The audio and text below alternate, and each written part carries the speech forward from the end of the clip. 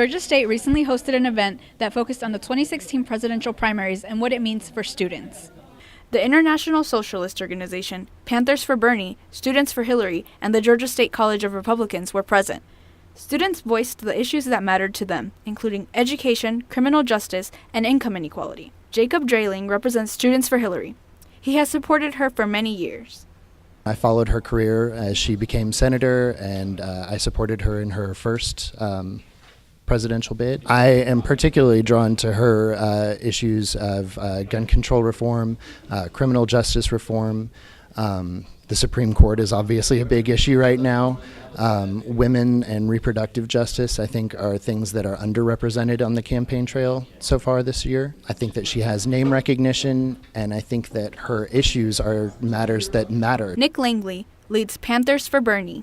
He feels that most of our problems stem from corporate influence. The reason I decided to start supporting Bernie was because he wants to get money out of politics, and I feel like Bernie is inspiring more young people to get involved that haven't before. Myself, for example, I've never been involved politically up until Bernie's candidacy, so I do feel like he's inspiring people that normally wouldn't get involved, but I do think it's on us to get other young people involved and engaged. Corin Warlick is the head of the International Socialist Organization at GSU.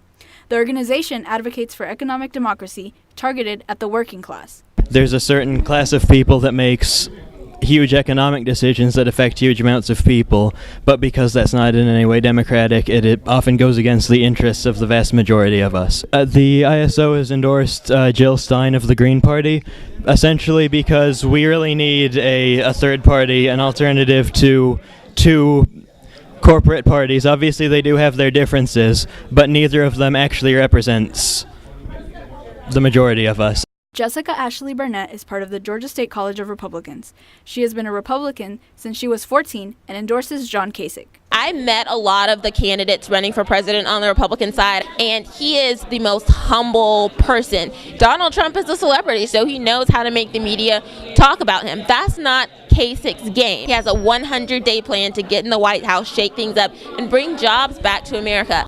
2,383 delegates are needed to win the Democratic nomination. Clinton has 1,663 nominations, while Sanders has 1,367 so far. The Republican nominee needs 1,237 delegates.